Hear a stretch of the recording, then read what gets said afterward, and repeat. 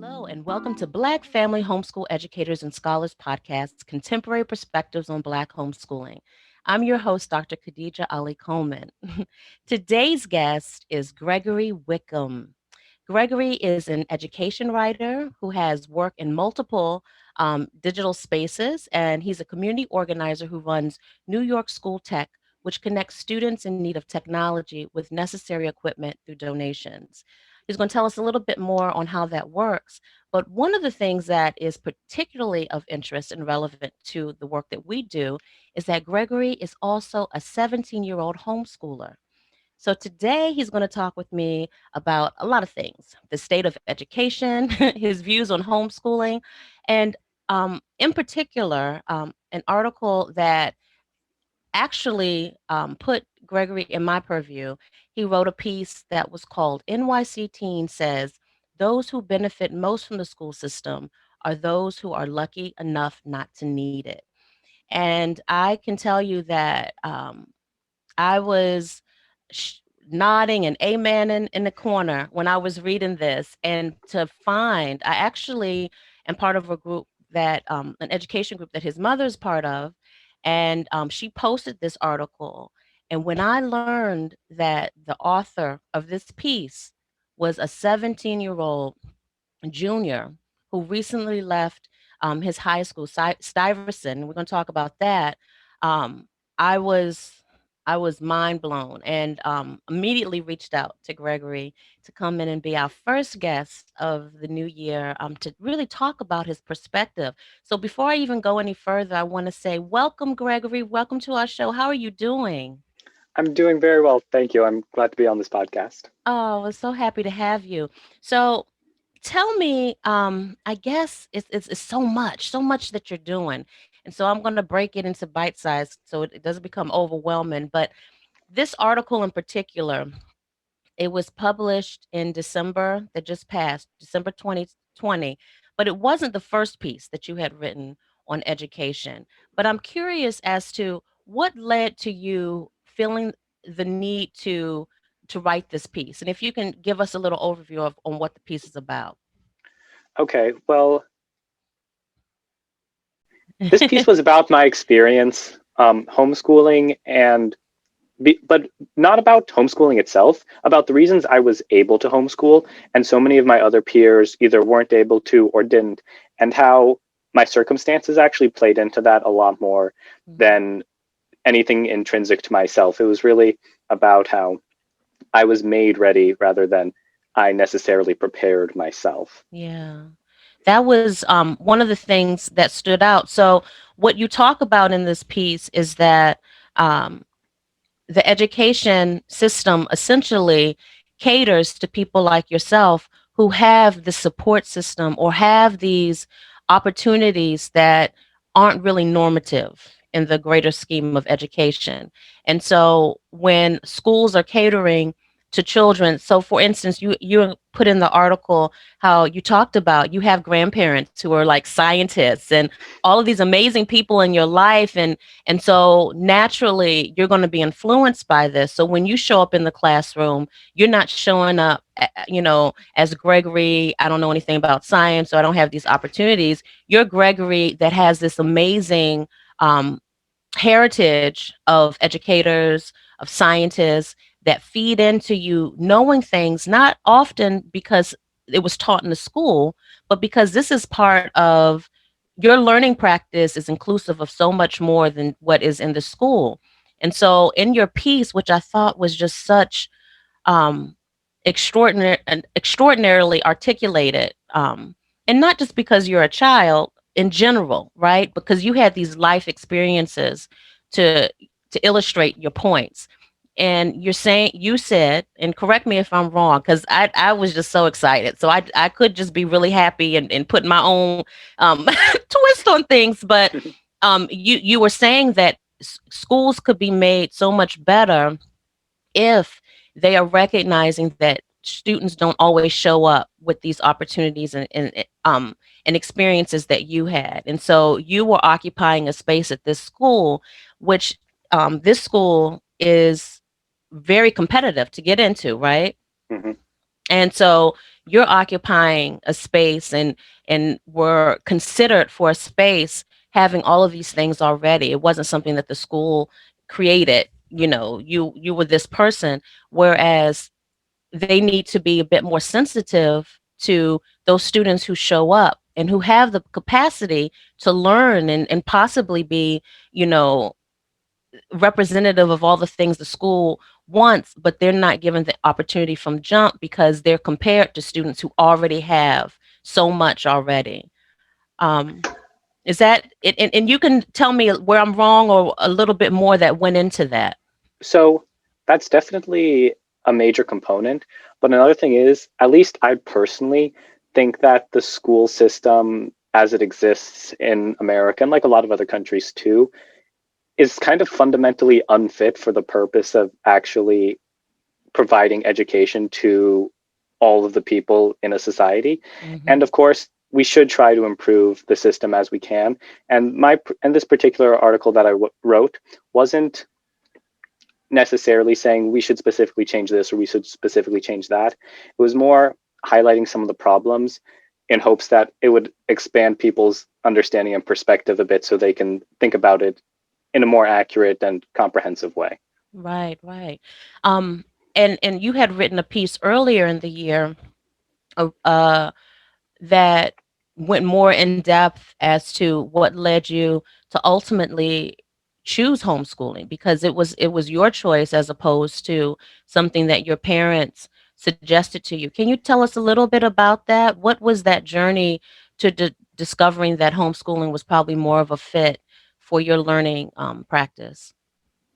Well, my parents were very resistant to the idea of my homeschooling, even though from the time I was in, I think around third or fourth grade, I initially wanted to skip high school and go to college. I tried that, that didn't work out. And then I made a deal with my mom that I could try Stuyvesant for 1 year and then we could explore other options if it didn't work. But then um, that didn't work out either. But then finally, I think obviously a major component was the fact that we had to switch to distance learning because of the Hmm. pandemic, and so it kind of was a catalyst.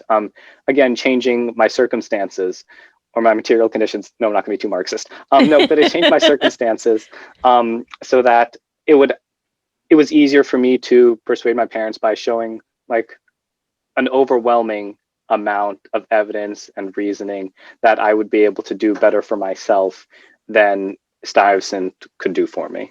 Mhm. Were some of your parents concerned from your perspective more about what would happen to your chances for college? Um, or was that part of the reason why they were resistant? Um, I don't think that was what their most important concern because, I mean, my two parents have slightly different perspectives. My mom wanted me to sort of find a way to get at least an associate's degree or something while I was homeschooling myself because she actually was more worried about getting into college and degrees and things like that. Um, my dad, on the other hand, I think he was more confident that I could, but he was even more confident that I would definitely be on the right path if I stayed at Stuyvesant and then gone to college like he did, like my Mhm. brother did, and like he very much wanted me to do. Right. So there were a lot of factors that played into this decision. So it wasn't something where you said, I'm going to homeschool. So you really had to make an argument for it. Um, how long have you been homeschooling? Um, I officially started homeschooling in the beginning of November. Okay. Yeah, that's when I started, the beginning of November. Okay. So if we're looking in terms of how schools are broken down into semesters, so you had a full-fledged semester of homeschooling and you're moving into another semester. Do you have any because it's really not that long, but it's enough time for you to kind of gauge or compare it to what your experience was like um, within a traditional school setting. What have been some of the advantages, would you say, to your learning practice? There are so many benefits. I'll try to start with the larger benefits first. First of all, I can study more. advanced subjects and I can study what I actually want to study. And because one of my major problems with being in schools a lot of the time is that I would learn what they wanted me to learn, but I'd also want the teachers to explain more things, and oftentimes they didn't want to do that. They had other students to teach. They had a lot of things to do. But now, since I'm primarily studying from textbooks and Khan Academy, first of all, the information is much more organized, very easy to Mm. work through. There's no teachers just going off on tangents and then like repeating the same point 5 times. But also, it just when I can actually work with myself, my mind to and like just my natural like focus rhythms. I don't know, that's not a good way to put that. But basically, when I can actually listen to myself and study things for as long as I want and balance out my focus and attention across the various subjects I want to study, it just makes it so much easier and comfortable to learn Mhm. so I can actually get a lot more done. Right. So, like, I'm hearing pacing, like self-pacing, and the ability to really just make decisions on what you're going to emphasize or focus on really has been more advantageous for you. It sounds like, however, before you even engaged in homeschooling, you had a learning practice, so to speak, that you were doing well. So Yeah. I think we need to establish that you didn't choose homeschooling because school was something that you were not excelling in. You actually wanted to homeschool because you wanted to be able to focus on things that were of interest to you, right? Yes, I was definitely by most standards doing very well at school, and I wanted to homeschool because I thought I could do better for myself. But another thing to keep in mind is that I'm still doing this in a very um, limited academic space in terms of because I still wanted to be able to present qualifications to colleges when I apply, I'm still Mhm. preparing for AP exams. And so that does dictate a lot of what I study, but not Mhm. necessarily so much how I study it. Very interesting. And thank you for uh articulating that, because I think what you're saying is that it's essentially some of the same things that are studied in school, but you now are self-directed in terms of how you go about learning it, what you devote more time to, but it's still a college preparatory instruction that you've created for yourself. What role Mhm. do your parents play in your homeschooling practice? Um, Virtually no role. Do they Like have they, conversation? I mean, sometimes they ask me how things are going, and I like tell them about the progress I've made in my courses, like where I am in each Hmm. course, so that they know I'm still on track to learn most of what I need to learn. They obviously sign any of the papers I need for like quarterly reports and stuff like that. Hmm. And for part of my English, we incorporated some of my writing for New York School Talk, and so my mom has a lot to do with that area of my writing and English academics. Hmm. You are 17. You are what would be considered a junior in traditional school talk, right? Hmm. Have you kind of started thinking about what you want to do? With college, next step for you. Have you started thinking about your professional interests or things like that?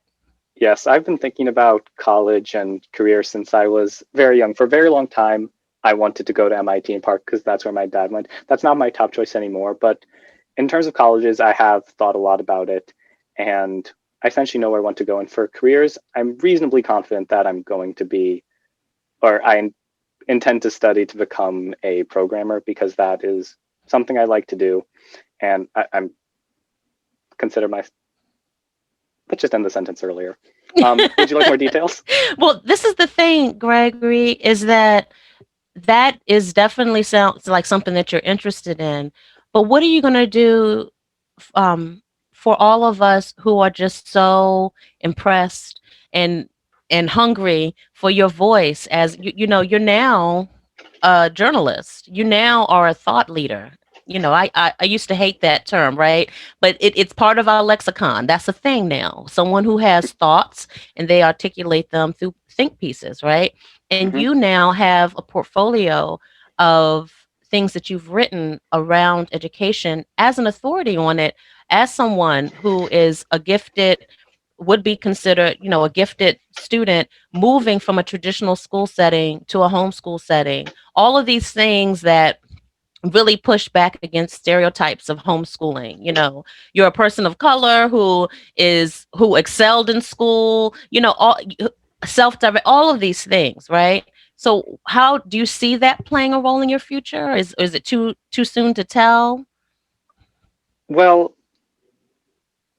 I don't think it could possibly avoid playing a role in my future because that's, I guess, just how the flow of events works. I don't necessarily know what's going to happen. So many things have changed so quickly since just being a status and following a normal path to where I am now that I can't really predict Mhm. how it might influence me in the future or where I might go with this. Okay, so that's your nice way of telling me that maybe not, but you know Oh that yeah, there's no way to know. programming is your thing. Yeah.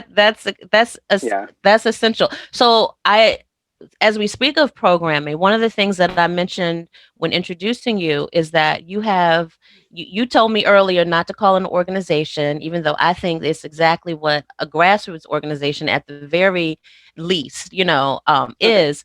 But you've put together a project where you are still doing great work for others. I look at your journalism work as great work, but this is something that you said is a new project. Can you tell us a little bit about what's it called? NYC Tech. NYC School Tech. It's Mm-hmm. at nycschooltech.com. Okay. Basically, it allows people who might have spare devices like laptops, tablets, smartphones to be able to list them on this site. And then any family who has a student who needs a device for their education can just go on the site and then claim the device. Each the donor and the recipient leave their emails, and then the system automatically, once someone claims a device, puts them in contact with each other so they can arrange delivery with themselves. The devices don't come through me. That would add an extra layer we don't want. I wanted to base this more on the ideas of mutual aid rather than charity. I tried to talk to a few charities, but they have weird rules and stuff about exactly qualifying that people are needy enough. But Right, right. this does none of that. If you need a device, you can get one, assuming there are enough people offering devices. Do you market this service to a certain group of are these people that attend a certain school, live in a certain area, or anyone in New York City? For any student in New York City who needs a device, the site's Okay. there for you. Is that where you're based in New York, pretty much? Yeah, I'm in Manhattan. And you saw a need for this with. Definitely. There was a slightly earlier version we did where we had a form for people to request devices, and I saw that there were definitely a lot of people who still Mm. needed devices, even though the DOE was like pretending to help at least. So this was you really seeing where the lack was given our global health pandemic, with so many students, with mainly all students at some point being virtual. We Hmm. do have some schools in our country where students have returned to the classroom, but for the most part, and especially in New York, virtual learning is the thing. So tell me about that, like, because this is pretty impressive, because this seems to have taken place. You doing this in the midst of you determining I want to homeschool. So how did these two things kind of take place around the same time? Well, since the start of the pandemic, I've learned a lot of things and become much more aware of the world I live in, partially because school wasn't taking every waking moment of my attention. And Hmm. so my mom actually was the first person who brought to my attention how many people need devices. When she initially mentioned it, I thought, well, the DOE says they're distributing devices. People should be able to get devices. Then there are other charities also doing things. But once we actually started the project, it took a little bit of like coaxing from my mom, but eventually I put together a whole form. We distributed it. I started like looking at the data. I tried to distribute devices. And then it got out of hand so quickly with so many people requesting devices that I knew I needed a more efficient, more a mutual aid system rather than me trying to like figure out who needs what and like Right. coordinating it all myself. So is that what you applied your software training to, was doing the code for this Yes, site? making the website, I took like 3 or 4 days straight almost just programming the site, making exactly the way I wanted it to work. And I was pretty happy with what I got done. And so that's what that is now. Wow, that's very impressive. You're just an impressive person, and so I I can't, I'm going to belabor that to the very end of this interview is that you're just an impressive person.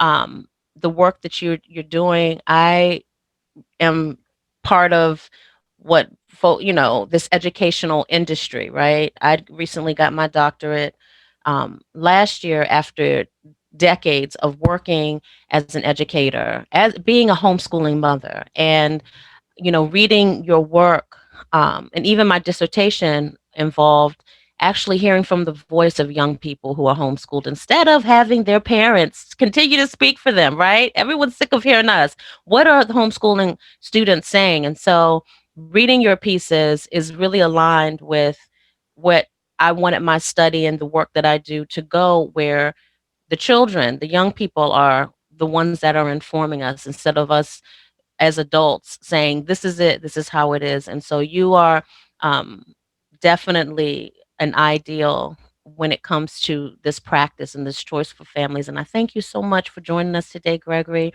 As we wind down, is there anything that you would like folks to know in terms of not necessarily to contact you, but to maybe help with your project that you're working on, or to check out some of your written work? Any place you want to direct folks? Well, to donate devices and help contribute to NYC School Tech, definitely go to nycschooltech.com and you can contact me with the email info@nycschooltech.com. And then for my writing, you can go to New York School Talk at newyorkschooltalk.org. I'm Gregory Wickham, so you should be able to find my writings that way. Wonderful. So thank you so much. Thank you to our listeners for tuning in. Make sure that as you listen that you are checking out Gregory's work. We're going to be posting on our Black Family Homeschool Educators and Scholars Facebook page and in our resource group um, more. I already posted the article that I mentioned in my resource group and got so much feedback from folks. They were so impressed. But all of the ways that you can support Gregory's wonderful work, I'm going to make that available on our fan page. And I'm looking to hear more great things from Gregory. Thank you, Gregory. And we're out. Happy New Year. Happy New Year.